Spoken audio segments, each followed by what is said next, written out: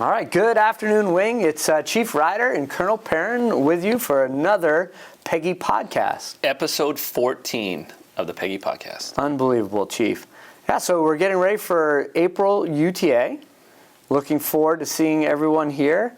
And today we have a special guest with us, Airman Greco, back from basic military training and tech school. So we'll get to Airman Greco here in a little bit, Chief. Absolutely. Looking forward to this guest. Very excited to have him here. And so, and wouldn't you know, it's another busy month. Who would have thought? We thought we'd slow down after this, but got a busy UTA weekend that we're looking forward to, sir. And want to remind everyone, of our top 5 priorities in the wing. So readiness is always our number 1 priority, followed by recruiting and retention, and then it's airman development, and then it's total force integration, followed by future missions. So with that, sir, I think we have a great opportunity to focus on one of our priorities, our number 1 priority. Yeah, thanks, Chief, for going over the priorities for the wing. This drill, we're going to start off with our readiness. Obviously, our number 1 priority in the wing. And we have our block training set up for April UTA. Really 3 groups that are going to be taking part in block training with our ops and maintenance and then our medical group. Taking part in block training as we get ready for our AFRIGEN deployment later on this fall. So with that, I know we talk about those 3 groups that are really the primary players, but my ask for the rest of the wing is please take care of those things that are under your control. IMR, individual medical readiness. We're always chasing down forms, dental forms, and other things that keep you ready at a moment's notice. So I'd ask if your name is on one of those lists or you're a supervisor of airmen, please make sure that you come prepared for the UTA and bring those required items so we can get those lists cleaned up, Chief. Absolutely. We're always chasing down a few of those forms. Our medical group is wonderful. They'll take any documentation you bring in, but really looking to clean that stuff up. This is our first block training leading into an AFRIGEN cycle, and so this is probably the most important one we've had as we're going to see real-world results from it. So very excited. And we have a lot of other things going on this weekend for the groups that aren't participating in that. On Saturday, the 260th Air Traffic Control Squadron is going to do their change of command, where Lieutenant Colonel Greg Van Splunder is going to relinquish his command to Captain David Stern. So very excited about that and very excited to see his command start from there. Yeah, and I think the captain's now a major now. He is a major. There we go. Even better. So what a better way to command with a little promotion there. But that's at 11 o'clock on Saturday. And then to round out the afternoon for that, Brigadier General Pegoric is hosting an all-call for our field grade officers at 14:30 in the Airman Center. So he last month met with the CGOs. He got a great response and some really raw feedback is what he's looking for. So looking forward for him to talk to our FGOs and get that feedback he's looking for from them. Yeah, so. One of the things I'd ask for any of the FGOs that are listening to the podcast, think about those questions you have for General Pegoric. A great opportunity to spend an hour with the General. You can ask him, anything that you are wondering, the direction that not only the wing is going, but on the strategic level, the things that he's working with his A staff moving forward. Sounds great. As we roll into Sunday, sir, we have a couple great events. Once again, we'll continue our block training as well. But Concord is also hosting the Sexual Assault Awareness Month 5K and Resource Expo. They have a great opportunity to go to Concord at 1 Minuteman Way and run that 5K and also see some resources they'll have out there. Registration starts at 8:15. The run begins at 9 o'clock. So if you're interested in that, please head up there. If you're looking for any type of transportation up there, give me a shout, give me a call. We can arrange for stuff there, but that's a great event that is in Concord. We're teaming up with the Army with that to work that as a joint event.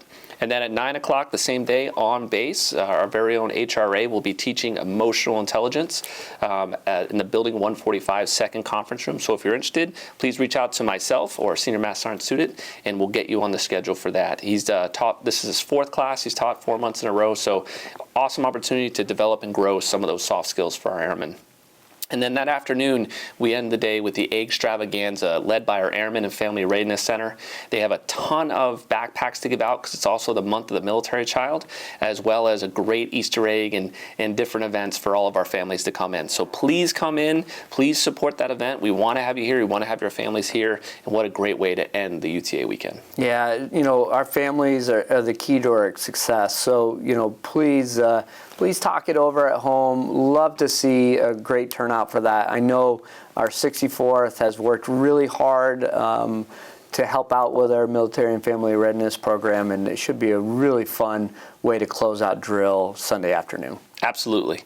And now, sir, I think it's time that we talk about our special guest, A1C Ryan Alexander Greco from the Operations Support Squadron. He works in Crew Comm. And one of the things I think we're most excited about is Airman Greco was the wing's first and only top graduate from BMC, where he was the #1 graduate of over 600 members for his graduating class. Yeah, before we get over to Airman Greco, I just want to say thank you, Ryan, for representing the 157th. I've never heard of, and we verified, but you are the only top graduate that this wing has ever had at BMT. That is quite the accomplishment, and one that I know your family is very proud of, you should be proud of, and we are very proud of. So I'd love to know, Ryan, if you could give us a little glimpse of what BMT was like for you, for any of our members that are getting ready to go to BMT, if you could share some of your experience there, as well as tech school. Yeah, well, thank you so much. It really was an honor to bring this back to the unit. I know it's a difficult prize to get, and so to be able to bring this back to Portsmouth, and you don't even meet a lot of people out there from New Hampshire, so it was just a really exciting moment for not only me and my family, but for here. So for my experience at BMT, it really was a difficult one, but one of the most rewarding ones that I've had. Initially, like most people, you try and fly under the radar and just try to get through and survive. But within about the second week, I was placed into a leadership position as dorm chief. And that places a lot of expectations for you to hit specific goals with not only yourself, but for the fellow trainees that you have within your flight. And that's on top of the normal stress that being a trainee in basic military training does as well. And that pressure and that stress molded me into someone that is a lot more confident in the version of myself. And that only really became apparent after you go through the entire experience that happened over at BMT. My MTIs were really good at continuing to push me further and further, not really letting me get into a complacent or comfortable state. And I think that's really important in terms of being within that state and really finding about who you are under those types of circumstances, and learning a lot about yourself from that experience. Airman Greco, I'm curious, did you spend much time with our intro flight prior to going to BMT? I only had the opportunity to go to a single training flight beforehand. However, what we went over in that training flight was immensely helpful. We went over those key memory items early on in basic military training that really gave me kind of a step ahead, so I could focus on other aspects of basic training beforehand. And I know that they teach you everything at basic for you to be able to succeed. However, going in with some of that prior knowledge beforehand made that whole process smoother and allowed me to succeed. So talk to us a little bit about the day you graduated and what that feeling was like as you found out that you were the top graduate. So the night before, when we were getting ready for the coin ceremony and going over everything, we're all sitting in our day room as a flight, and they're handing out honor graduate ribbons.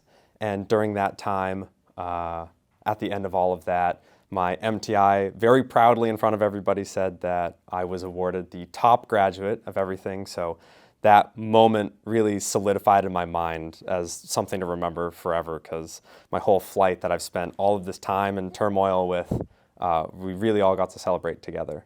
And so when that day came, there was a lot of nervousness, but it wasn't from the anxiety of being in front of all these people. It was excited butterflies as we were getting ready to kind of cap off this whole experience together. And I sat out there and waited for my cue to be called after the coining ceremony, and got up there, and again, it was just one of those sight pictures that you turn around and you see your whole graduating class, and being able to lead them at the beginning of the Airman's Creed was just, again, it's just something that you don't forget.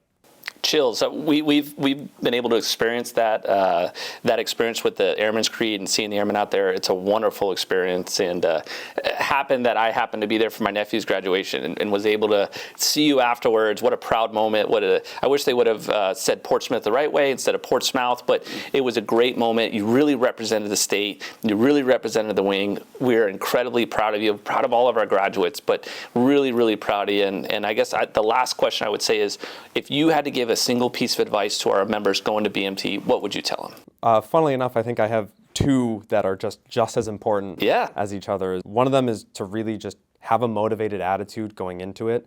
You know, you make basic training what it is. You can absolutely get by flying under the radar, but I got the most out of it by giving all of myself and learning about myself through that. And then it is absolutely a team effort.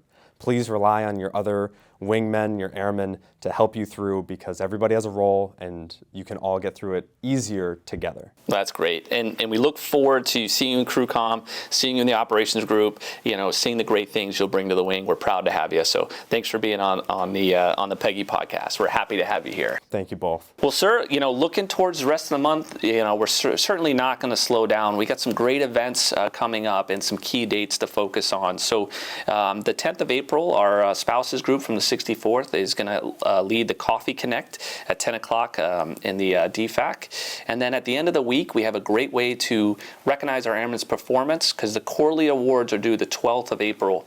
Remember, that's 4 sentences. We're asking for 4 sentences to recognize your folks in the Airman, NCO, and Senior NCO. Work with your chiefs to get that up. And then, sir, the 13th of April, we have our New Hampshire National Guard Officer and Enlisted Association Annual State Conference. A great event for us to go and experience that. And it's open to the entire wing and anyone who wants to attend. Yeah, I know that, Chief, for that event, it's not a full day, but a great opportunity to hear what our Army Guardsmen are doing for the next year, as well as I know you and I, Chief, will talk about the things what we're focused on in the wing and where we're going. So love to have participation out there, and if you need further information, please reach out to either Chief or I. Yeah, it's a great event to see what we're doing at the national level. Absolutely wonderful.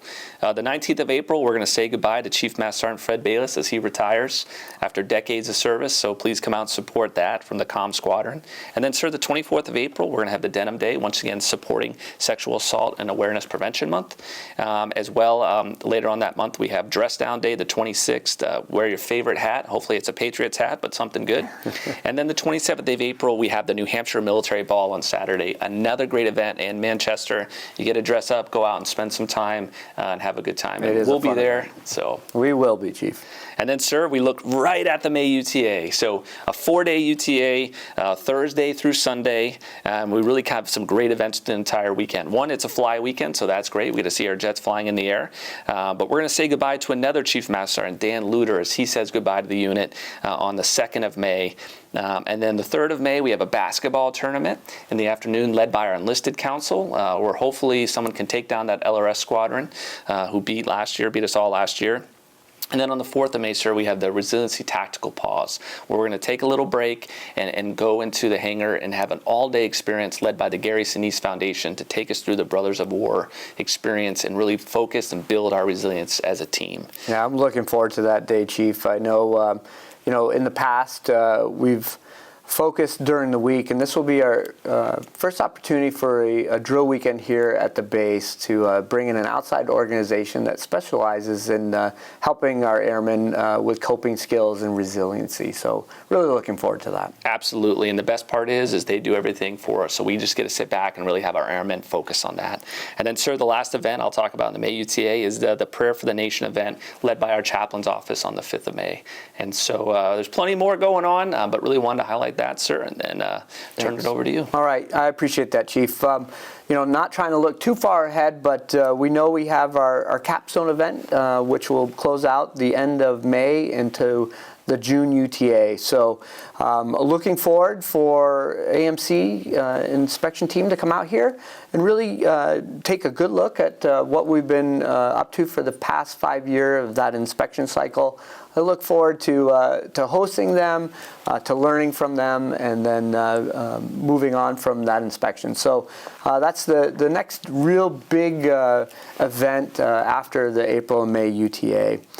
And then finally, I want to talk a little bit about force structure announcement. I know that's on the forefront of a lot of our airmen's mind and just where we're at in that process. So last week, myself and General Pogoric and Colonel Jazome went down to the National Guard Barrow, and we spoke with the different directorates, as well as General McDonald, the readiness commander. Really had a good discussion about the impacts to the mission that this force structure releveling will have on our wing.